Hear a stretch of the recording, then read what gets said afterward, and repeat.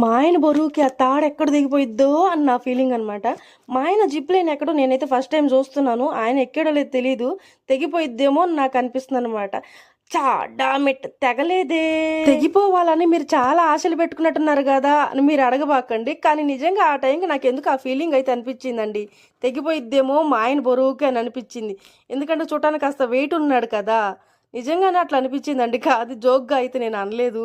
మీకేమనిపిస్తుందో చెప్పండి. ఎందుకంటే నేను ఫస్ట్ టైం కదా, చూడలేదు ఎప్పుడూ కూడా. అది చూడండి, తాడు కూడా చాలా చన్నగా ఉంది. కాకపోతే కాసేపు నాకైతే భయం అనిపించింది. అదే ఇక్కడ నేతో మీతో షేర్ చేసుకుంటున్నాను నేను.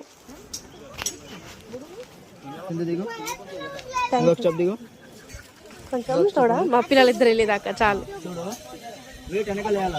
అర్థమైంది కదా.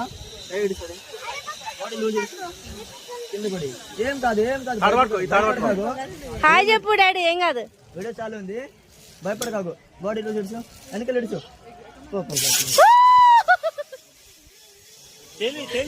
హాయ్ చెప్పు, హాయ్ చెప్పు. Hi hi.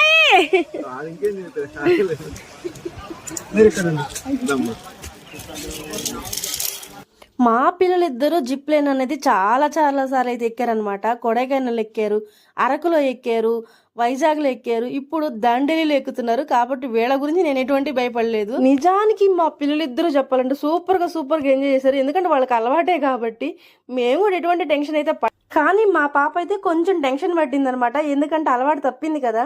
ఈజీగానే ఎంజాయ్ చేస్తుంది, కానీ కొంచెం అనమాట భయపడుతూ ఉంది. ఇది ఎక్కడ అనుకుంటున్నారా? ఇది దండేలి అండి. మేము మనోమయ రిసార్ట్లో దిగాం కదా, ఆ రూమ్ చూసారు కదా లాస్ట్ వీడియోలో.